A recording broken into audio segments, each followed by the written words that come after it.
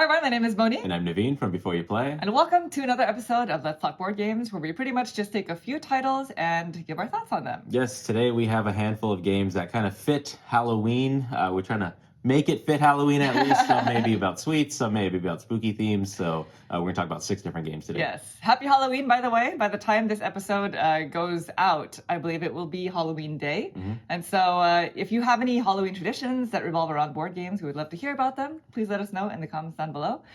Typically, in past years, we do try to play some Halloween-themed board games around this time of year. Mm-hmm. Because we were traveling quite a bit recently, we didn't really do that this year. I guess we played these 6 that we're going to talk about. That's true. Other than that, yes. But in the past, we usually do some sort of like a Halloween day, right? What are your favorite titles to play? Dead of Winter, probably, because I like co-op. Right.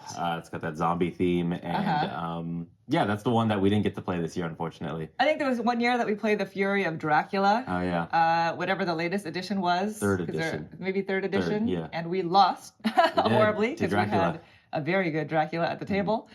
We like to play a game called The Banishing, which is kind of like a horror-themed, you banish the zombies. It's a co-op game where you're using a deck of cards, and the more players you have, the harder it is, because you have to wait around for your turn to try to manipulate the board. Yeah, we didn't play any of those games this year, but we did play these ones. These ones, yes. So we will be discussing these games in a second. We have quite a few of them today. I think we have 6 games that we're talking about. Normally we do about 4, but today we had 6. Yep. But before we get into those reviews, we are hosting a giveaway in partnership with Ninja Star Games. They are a local board game publisher who brings independent titles from Japan and brings them to North America. Yep. So you may be familiar with titles such as Yokai Septet, which is one of our favorite trick-taking games of all time. This might be our favorite trick-taking game. We talk about this game a lot on our channel. More recently, they had a Kickstarter for a game called Reputation. Which I have here. And so these are actually the 2 games that were going to be a part of the giveaway. We're giving away 3 bundles of both. So basically 3 winners are going to win a copy of each of these titles. Yep. The giveaway is going to last about a week. All you need to do is write a comment down below with a hashtag NinjaStar. Yes. So. Hashtag NinjaStar. To make it easier for us to select, please make it NinjaStar all one word. Yeah, that hashtag. Hashtag NinjaStar. Yeah, no space. Right. Now, this giveaway is going to be US only because this is going to be shipped directly from the publisher. So just be aware of that if you are interested in entering the giveaway.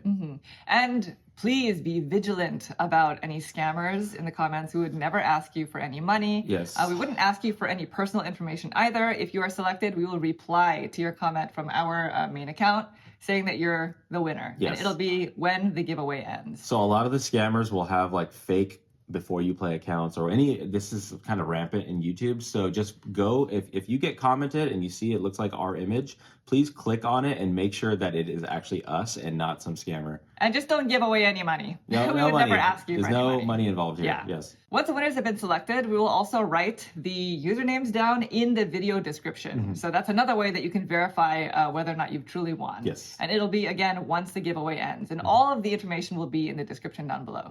And by the way, for those out there who are familiar with one of the most popular games of the year, which was Cat in the Box, this game is by the same designer. Yes, and don't forget, if you do want to enter this, it's US only, hashtag NinjaStar with no space in between. And thank you so much to Ninja Star Games for partnering with us for this giveaway. All right, let's talk about some games, shall we? Let's do it. Okay, first up, we have a reimagined version of a classic game, which I hadn't actually played until like 2 years ago for the very first time. Yep. And it is... This is Hocus Pocus Yahtzee. Okay, this is the oldest game that we're going to be talking about today. Oldest meaning in design. The original roll and write. Right? What I think is the original roll and write. Maybe I could be wrong, but We're probably 1954. This game was designed according to BGG. Wow. This is from the Op as well as Hasbro, and it is just basically a reskinning with new dice, but you're basically playing Yahtzee. Yeah, have you played Yahtzee before? Yeah. You know, the first time I played it was a couple of years ago, and somebody taught it to us who's not a hobby gamer. Not a gamer, no. We were just at some weekend vacation with some friends, and I couldn't believe I'd never played it before, but this game is so good. Yahtzee is so fun. A very decent roll and write, yes. I was hooked. We actually played several games of Yahtzee that weekend, just back to back. I actually have a Yahtzee app on my phone whenever I just want to kill like 5 minutes. It's like super quick. Yeah. So if you're not familiar with how to play Yahtzee, it's a roll and write where you're going to take 5 dice, you're going to roll it, and you have up to 3 times per roll to kind of select which dice you want to keep to try to score on different parameters. Yeah. And you're just trying to score the highest score possible. Yeah, the thing about it, though, is everybody has a score sheet that has like like a top and a lower section. And the top section is going to be one line per number. So you want to have the most, for example, you want to have like 5 6s or something, because you're going to get points for the sum of those numbers. But you have to declare when you are scoring for the 6s, when you're scoring for the 1s, etc. And each time you only have one chance to score for each scoring parameter. Yeah, once you block it out, like if you've already scored all your 3s, like, and you have a really nice a bunch of 3s rolled, you're not going to be able to use them again. So right. And the lower portion of the scoring sheet is going to be stuff like poker hands, essentially, like the 3 of a kind, 4 of a kind, full house, small straight, large straight. Yeah. And then of course the Yahtzee, the coveted Yahtzee, which is something that you always try to aim for, and it really is what makes the game. Yeah, right? It's a 5 of a kind. It's a 5 of a kind, essentially. And every time you roll the dice, you have to choose one of these parameters to score. Sometimes you won't have a parameter to score at all, and if so, then you would just cross one off and it'll essentially be a 0. Yep. But that's essentially it. You're basically just trying to get that Yahtzee every single time and settling for less. Yeah, that's the game, yeah. And so with the version that we have, this is specifically a Hocus Pocus themed Yahtzee. And the reason why is because it comes in a witch's cauldron. Yeah. And well, it also says Hocus Pocus on it. It has themed green dice. And so if you look at the score sheet, the different symbols on the dice are actually different ingredients from the movie. So if you're not familiar with Hocus Pocus, this is a Disney movie that came out, I think, in the 90s. They're doing a part 2 now. I think it might be already out. And I don't know about you, but this is a movie that I grew up on. I did not grow up on this one. Can you believe it? I think I watched it maybe once as a kid. Hocus Pocus is a cult classic, and it's a theme that really resonated with me. And so the op actually has several versions of Yahtzee. So there are different types of themes, and it's all the same exact game. It's all just kind of the presentation of it that makes it them different. I think if you know Yahtzee, you know this game. So yeah. Just put the theme that you resonate with the most, and this one's yours. Yeah, so it's the custom dice, basically, and it's going to be the holder that you use, because you actually use this to roll the dice. Right. Not much else to say about it. Yep. We really love Yahtzee, and I really enjoy the Hocus Pocus edition. The only thing is I don't like that box. I think that's kind of what they all come in. Yeah. You don't have to keep it in that box. Like, I could probably just plop this on top of the bookshelf, but there's a score sheet, and it doesn't fit inside the cauldron. Yeah, you're right. So, I don't know. That's a later us problem. That's a future us problem. So that's the first one. Okay. Yahtzee. All right, next up we have our first Button Shy game. I think this is the first Button Shy game that we're talking about on the channel at all. So if you're not familiar with Button Shy, they do a whole line of wallet games, and they're called wallet games because they literally fit in like a wallet packaging. A lot of times it's 18 cards specifically. I think this particular game also has 18 cards. Yeah, they all look exactly like this, pretty much. It's in a little holder like this. Yep. And so this game in particular is called Skulls of Sedlec. We're assuming that that's how that's pronounced. It's designed by Dustin Dobson. In this game, thematically, I believe you're a grave digger, and you are tasked with helping, or maybe you're helping the grave digger, digging up different skulls and rearranging them in the most in kind of a pyramid-like fashion. Yeah. In the most efficient way, I guess. You want to arrange the skulls in a way that makes the skulls happy. That's right. And so like Naveen was mentioning, in this game is a deck of cards, and each card is divided into 2 sections. There's a top skull and a bottom skull. And all of these skulls are from different people who hold a different position in life, right? There's like the lovers or something. There's a priest, the royalty. The royalty, exactly. And they each have a different way of scoring. And so the way that the game works is at the start of the game, there's going to be 2 rows of 3 piles, and each pile is going to have 3 cards in it. And so on your turn, you only have 3 different actions that you can take, and you choose one. You can dig, which will allow you to turn over the top two of the top cards from 2 different stacks, and then take one of them into your hand. You can collect, which is basically just taking the top card of one of the already revealed stacks. Or you can stack, which is essentially playing a card from your hand onto your arrangement. And this arrangement is going to be in a pyramid fashion, where you're doing a 4-3-2. A 4-3-2, yeah. Typical, like, you have to have like a base that can support the next card into the next row, and then the next one after that. Exactly. And by the way, this is a 2-player only game. So it plays very quickly, like 20 minutes. And by the end of it, both players will have their own pyramid stack. And then you go into final scoring, and the way that scoring works is going to be dependent on the type of skull. So for example, the lovers, like the romantic skull, they want to be exactly next to each other. Right, side by side. Yes. The royals want to be above peasants and other royals. Yes, And the most ideal thing is to have two royals like at the very, very top of your pyramid, because then they're kind of overlooking everybody else below. Yes, because then they'll score 1 point per other royal and peasant that are underneath below them. Yeah. Peasants just want to be in your pyramid, so you'll get 1 point per peasant. Yep. So and I think there are a few other I think there's like a priest, and you score 2 points for every level that they're on. That there's at least one of. Every row that they're on. So remember, we mentioned that the cards are split into two. So technically, if you have a priest on literally all the rows, you can score, I believe, 2 times 6 for 12 points total. Yeah, that's right. Yes, it's 2 points per level, and a level is a half of a card. Right. So there can be up to 6 cards. And I think the last one actually are the criminals. And criminals want redemption in the afterlife. They do. So they just want to be adjacent to at least one priest. Somehow touching a priest, whether it's top to bottom to top, or side to side. Yeah. So that's pretty much the game in a nutshell. But it's really good. I really, really, really like this game. This is like a perfect one to play around Halloween. I wasn't sure what to think about it, and then you just sort these piles, and I'll teach you within 2 minutes. Yeah, it's so fast. It's it's a wallet game, right? It's very clever. A lot of times people will look at games that are this small, that don't have that many components, and think well, what can you do with a game that small? Yeah. But it's so fun. I would toss this in a bag if we were at a hotel. Yeah. And just be like, all right, you want to just play this real quick? Yeah, it's 15, just it hits such a sweet spot. And I think a lot of the games in the whole Button Shy line kind of follow the same kind of formula in that sense, that they all kind of fit a sweet spot, but they all play very differently. Yep. Their newest title, by the way, is called Battle Crest, and we're going to be taking a look at that one soon.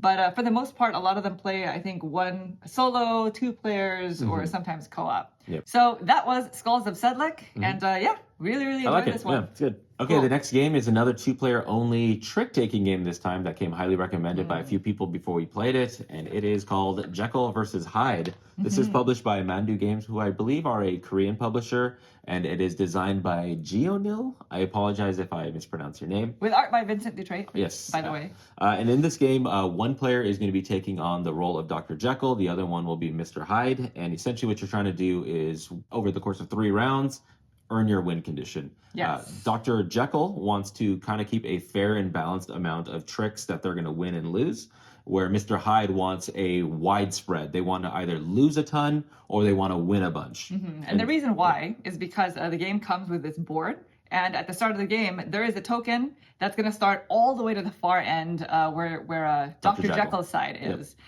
And at the end of every round, you're going to calculate the difference between the 2 players and how many tricks they've won. Let's say, for example, I win 4 tricks and Naveen wins 8. Sure. And those are not accurate numbers, by the way. Yep. The net difference is going to be 4. Yep. And that's going to be the number of spaces that token is going to move towards Mr. Hyde. And so if at any time in those 3 rounds, the token gets all the way to the end of the board, then Mr. Hyde wins. Right. And so basically, Dr. Jekyll is just trying to keep the trick win ratio you want to win balanced. one, you want to lose one. You want to lose one, you want to win one. Because you want that net difference to be 0 as much as possible. Right. As Dr. Jekyll, you don't want your token to move. Yeah. There are 3 suits, by the way, and they're denoted by color. It's, I think, red, green, and purple. Yep. And each color has its own token, and that's going to determine which suit is stronger than the other. In the hierarchy. That's constantly changing. The way that works is the very first suit that gets played, you're going to place the token on the board, and that's going to be the weakest suit in that moment. As soon as a second suit gets played, then you put out the other 2 tokens, because now you know the exact hierarchy. And it's a kind of like a standard trick taking. If you have the suit, you must play it. If you don't have it, so let's say green was the weakest. Yeah. And you really want to win, so you play your highest green, but I don't have any green. Then I can play another card, and then that becomes the next in the hierarchy. So it's almost like it acts like a trump suit relative to that green. So right, it gets really clever. The suits are always changing in terms of their relative strengths. The other thing is, instead of playing a number card, you can play a potion. Not only do they have a plus next to them, so for example, if Naveen played a 2 and I played a 2 plus potion, my number is technically higher. It's winning. Because I have a slightly, I have that plus sign. Yeah.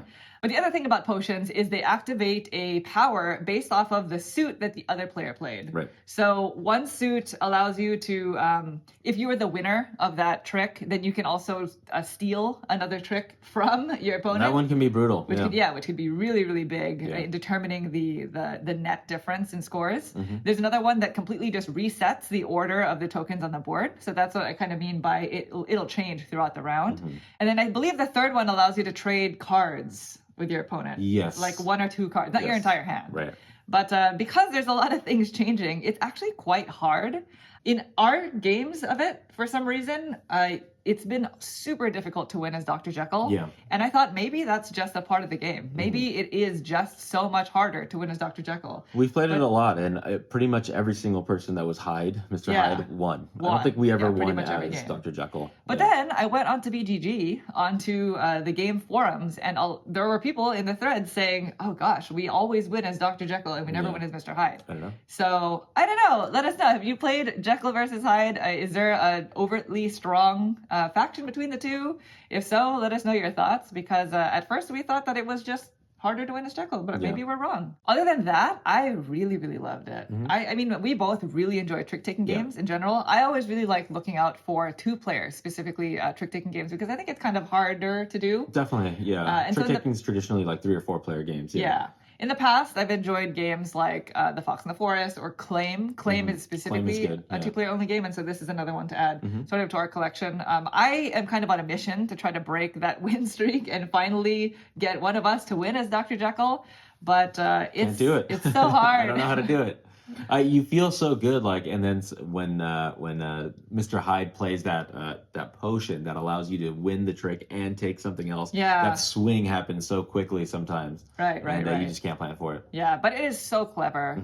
It's so clever, and it's so unique, I feel like. Like, there aren't other games really like it. There's one more thing that we didn't mention. It's played over the course of 3 rounds. At the beginning of the first round, you must trade 1 card after you receive your hand. Oh, yeah, that's right. At the beginning of the second round, you must trade 2 cards, and then in the third round, 3 cards. So you can start to be like, okay, I'm kind of losing. I know what my cards are. I'm going to pass these to you because I know I can anticipate needing to balance this. Yeah, it's really clever. And start player is always determined by which side of the board the token is on. So at the beginning of the game, Dr. Jekyll will always go first.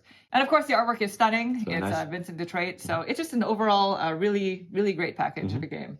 And so that is Jekyll versus Hyde, 2-player only trick-taking. All right, next up we have the one with arguably the most Halloween-like theme. 100%, yes, maybe? definitely. And it's called Ghosts Love Candy 2. And I believe this is a sequel. I think that's why it's 2. Like as well. Like as well. Those also like candy. Yeah, this is a game designed by Danny Devine. He also did the art, so designer and artist. And it's published by 25th Century Games. I believe the original was published, I think, by a different publisher. But neither of us have played the original. We've only played this one. So 2 this to 6 game, players. Yeah, it's 2 to 6 players. And probably better with more. Right? And so if you've never played this game before, the way that it works is each player has their own hand of ghost cards that are numbered 1 through 9. The theme of this game is you're trying to steal candy from the neighborhood kids who are trick-or-treating. Yes. But without you're not trying scaring to spook them. Yes. Yeah. That's exactly it. You're friendly ghosts. You just want their candy. You really love their candy, but you don't want to provide pain to these children. That's right. You don't want to traumatize the children. Yeah. You just want to like steal their candy without them knowing it. And so the way that it works is depending on player count, you're going to have a neighborhood of kids, and it's basically going to be a line of a certain number of neighborhood cards that you put out. And above each kid, there's going to be at least 1 candy token, because at the start of each round, you put out 1 candy token per kid. You might draw junk from the bag instead of candy, and those are worth minus points. Or negative points, But you'll still continue drawing until each kid at least has 1 candy. Now, each player has their own player aid that's kept secret because it tells you your relative values for each piece of candy. Yes. So that means my scoring card is going to look different from the beans. Yeah. My gummies might be worth 5 points. But to me, it might be worth 1 point. Yes, exactly. So everybody has a different arrangement of scoring, and you don't know what these point values are per player.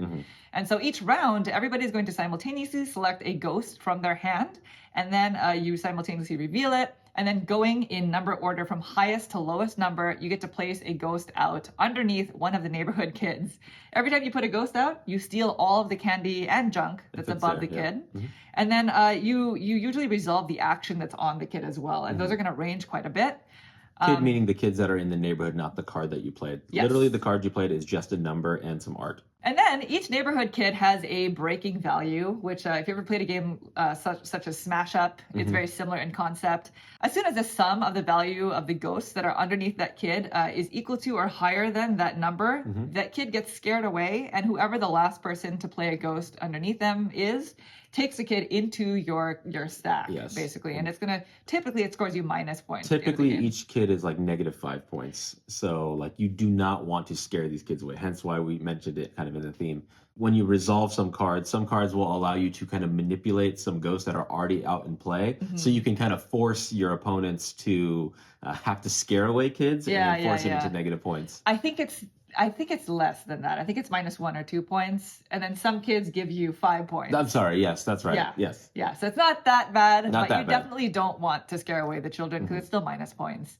The thing that's kind of neat about the game is the different neighborhood kids will do different things. Like there was one card where I think it was somebody who was dressed up as Juliet. Scaring off that kid is going to be worth minus points unless you can also find Romeo or something. If Romeo is in play, then Juliet would then become positive points. Right. So the neighborhood kid designs are all super cute. It's a big, thick deck of very unique kind of abilities. Right. There's a wide variety of neighborhood kids and a wide variety of abilities that they have. And I think that's kind of the neat part about the game. Like there's a zombie kid where if you scare away that kid, as soon as you have to refill the neighborhood, that zombie goes back to the neighborhood. Right. So it's quite cute and thematic in that sense. If you're playing a 2-player game, you have to control 2 hands of ghosts. And for that reason, I really did not like the 2-player game. We actually have very different opinions on this game. So would you like to share yours? I am not the biggest fan of this one, especially at 2 players, managing 2 hands. And basically, ultimately what you're trying to do is like, how much bang can I get for this one ghost that I'm going to play? So it's like, sometimes the kids out there their scare value is like, if you hit 6 or higher, they're going to be scared away. So that basically renders my 6, 7, 8, and 9 cards kind of useless for those particular kids. And so sometimes like the decision space was just like, I'm just going to reveal, and kind of what I'm left with is kind of what I'm left with. It's in a 2-player game, I guess you can kind of be strategic. Like, okay, well, I'll play my 4 from one stack and my 2 from another, but you're still kind of just playing a card and kind of seeing what happens. Yeah, that's fair. I mean, I wasn't like a super big fan of the game either, but I thought it was okay. I think that it's going to be best with families. Like if you have families with kids who kind of enjoy, it's a very silly game. It's silly and it's chaotic. Definitely good. Definitely a great game for kids. For families. Yeah, totally. For families, or even for gamers who just like that kind of like random chaos and kind of cute theme, then you'll probably like a game like this. There is, a fair amount of player interaction, kind of like you're trying to steal each other's treats. You're trying to figure out like, oh, are the gummies worth a lot in the beans card? You gotta keep those away from him. That's right. Yeah. After about like halfway through the game, you're gonna be like, Monique is collecting a lot of lollipop suckers. Yeah. Like they're worth 2 points to me, but I can't just leave it out there. So I guess I'll have to gun for that. Yeah, but because of the wide variety of abilities on the different neighborhood kids, it is chaotic. This is definitely a chaotic game. But other than that, I thought it was okay. It's okay. Yeah. So anyway, that is Ghosts Love Candy 2. Okay, the next one is in this video because it has to do with sweets. It is published by Stronghold Games, called Dulce. Yes. Designed by Julio Nazario, and it's a 1 to 4 player game. Yeah, it plays in about 30 minutes. I believe the artist's name is Justine Norche, I think, but the art is gorgeous. So in this game, thematically, everybody has their own player board, and we're building out cafes of different types, all different types. There's like a cookie cafe. There's one for creme brulee. There's like a lot of different types. Yeah. And you're not just doing that. You're also harvesting your own. You're planting your own beans, like coffee, vanilla, peanuts and cacao, of course, yeah. And you're using those in order to make the different products in these cafes. And so the way that the game works is everybody has an identical deck of cards, and one side of the card is going to be the actual cafe, and the other side of the card is going to have 4 squares for harvesting. One player is going to shuffle up their entire deck, and each round they're going to draw 1 card from their deck and call out that number, and everybody else is going to go look for that numbered card in their deck and choose what to do with it, essentially. You can do one of 3 things with it. You can either use one side of the card to plant new fields, and then those fields come populated with those resources we just mentioned.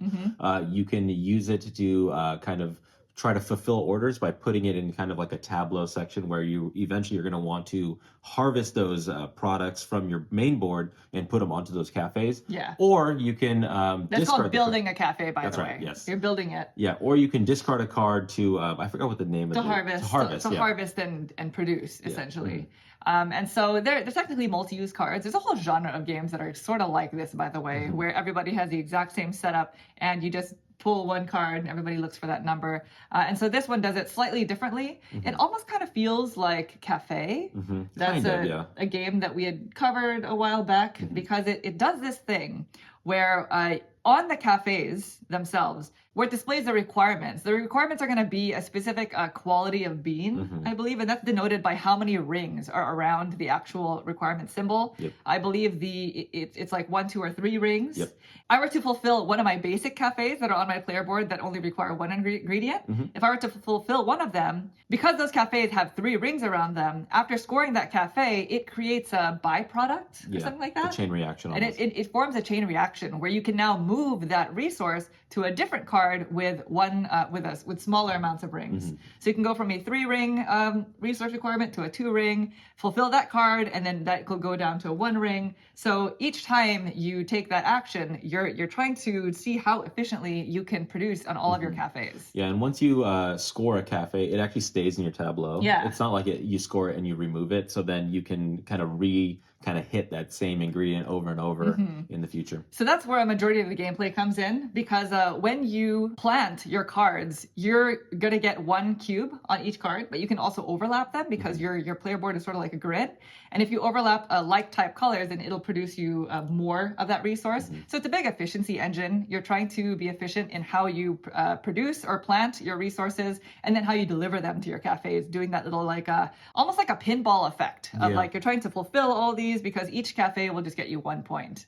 For every byproduct that you didn't use, or for any ingredient or resource that you weren't able to use, you'll also move up on this chicken track, which you can spend 3 of to get an egg, which is sort of like a wild resource that never produces any byproduct. Thematically and in theory, like hearing these mechanics, the game sounds fantastic, and it looks so nice. The art is beautiful. It's so almost like whimsical. Yeah, dreamlike. It's a very dreamlike. It's like, I don't know if you know of that show, The Busy World of Richard Scarry. That's like a cartoon growing up, like when we were kids as well. It almost looks like a scene from The Busy World of Richard Scarry. Yeah, it's just like the colors that they use and everything. It's very pleasant on the table. The entire production value, the box, even the resource cube colors that they used are really, it's a really nice package. But the gameplay is, gosh, I really wanted to love this game. I really, really did. But there's just something about the gameplay that is a little bit frustrating. It's tedious. It's quite tedious. Figuring out which cafes to save, fine. And also planting your fields, also fine. But as soon as somebody takes a harvest and deliver action where they actually pluck off their resources and deliver it to their cafes, oh my goodness. So it's chain reactioning and pinballing. Yeah, especially if the player is doing really well. Yeah. So in one of the games that we played of this, Naveen was doing really well. And like every time he would take that action, it'd always be this long well, now that goes to that. And then, let me see. And it's just this really long process. So by the end of the game, whenever he would take the action again, I'd be like, really? Especially at the 2/3 mark. Do it again? Especially when like your one action was with that same card that we let's say we pulled number 13 and I'm like, oh great, I'm going to score a bunch of points, and then your action is not doing that. So you're just like, and I'm just going to plant this and get some resources for the future. Yeah. It just doesn't feel good like watching somebody else take their turn when they're just kind of chaining like that. To be clear, it's not the fact that Naveen is scoring so many points. Yeah. It's watching him figure out, wait, no, that needs to go there, because it really brings the game to a halt. Yeah. Like whenever somebody needs to take that action, because you really want to be as efficient as possible in ping-ponging these resources, and that requires quite a bit of planning. Yeah. So that is the only thing. Like that bit. And then when it gets to me and I'm doing it, I do the same thing. And even me sitting there thinking like, okay, what do I do next? I feel bad, like with other people waiting for me to finish my turn, right? Yeah. So that is like the one part of the game that's where I can see it have like a good redeeming quality as a solo game. I feel actually that it could probably play really well as solo, because then now it's just you trying to work through to try to score a decent amount of points. Like where am I going to be efficient? I think it's the especially at like a 3 or 4 player game, if like I'm waiting for you to do your thing and then you to do your thing, obviously everybody can do it simultaneously, but especially that first game, you're going to want to kind of follow along with everybody. So yeah, I don't know. For me, it's like fun. Like I like what I'm doing, but when it gets to that point, that's tough. the one thing that's just kind of holding me back. So anyway, this is Dulce. This is a game that is so beautiful, and I really, really, really wanted to love it, but in the end, it was just okay as well. Sure. All right, our last game is a game that we've actually been wanting to talk about for a while, like a year. And it's called Dungeon Decorators, which, in my opinion, thematically is also a very good game to play around Halloween. It is, yeah. This game is designed by Jeff LaFlamme and with art by T.L. Simons. And basically, in this game, you are building out your own dungeon. So it sounds very familiar, like a lot of games, right? Yep. But the twist here is you are just trying to decorate the dungeon. So you're basically being contracted by these baddies who want you to make them a really nice dungeon. Yeah, you're trying to score the most amount of points, yeah. Yeah, it's hilarious. If you like tile laying games, this is a game that we actually both played. I think before it came out, we had the chance of playing TTS or something like that. Yeah, Tabletop Simulator. Which, if you've played anything on Tabletop Simulator, it's not as great as playing the physical copy. So then, when we finally were able to play the physical copy, it's a fun game. Yeah, it's neat. Like you're basically trying to build out your infrastructure. You're trying to meet certain criteria on different like order fulfillment cards. Yeah. No matter the player count, I believe there's always 4 tiles to choose from, and there's kind of a hierarchy as to if you take the first tile, then you know in the next round you're going to go first. But sometimes the sweeter tiles are in the backside. Right. Because the way you lay out the tiles, it increases in quality or value. So if I'm like, man, I really want that number 4 tile, but that means I'm going to go last on the next one. Yeah, it kind of has like a King Domino thing going for it if you played that game before. Basically, there's a board where you lay out the tiles every round, and then when it's your turn, you move your pawn to underneath that tile and you take it, and that's going to determine turn order for the next round. Yeah. When you take a tile, you either use it for its decoration side or its like hallway or room side. If you build out a hallway or a room, everything has to make sense in your dungeon. It has to be a continuous hallway that kind of ends in certain rooms. Yeah. Doors lead to doors, basically. Yeah. And then decorations cannot block off paths. So decorations are going to be literally just on the sides of hallways and rooms. And so everybody has their own kind of hand of scoring conditions that you can get more of. Some scoring conditions want you to have certain types of decorations that are attached to hallways or rooms. Some of them want you to have certain configurations or colors of hallways and stuff in your dungeon. There are also 2 bosses that you play with every time you play the game that they're requesting something as well. Yeah, it's kind of like an end game scoring, public objectives, basically. And so you're just trying to meet those criteria as well. Yeah, and then at the end of the game, there's also end game scoring for having one of each type of color in your dungeon. There are a lot of different ways to score points. I just think it's a really neat spin on the kind of like a dungeon tile laying genre. So if anybody who likes tile laying, this is going to be probably right down your alley.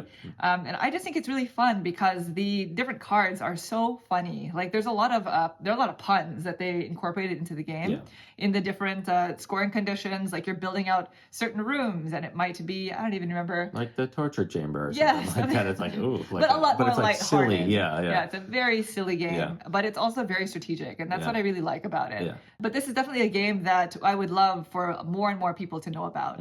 So anyway, that was Dungeon Decorators, designed by Jeff LaFlamme and published by Slugfest Games. I don't think we mentioned that. I don't think we did, yeah. And it does play well at 2. Yes. Monique and I think we've only played it at 2 a handful of times, and we've enjoyed it every single time. Yeah. So there you go. Dungeon Decorators. All right, well, there you have it. Those are all 6 games that we wanted to talk about today. If you played any of these games before, please leave a comment down below. We would love to hear your thoughts. Also, if you are interested in the giveaway, remember hashtag NinjaStar, all one word, US only. And so you'll be entered into the giveaway. Yeah, and otherwise, happy Halloween to everybody out there who celebrates. If you're going to be going out tonight, please be safe and enjoy your holiday. Yeah, thank you all so much for watching the video. We hope you enjoyed it. Take care. Bye.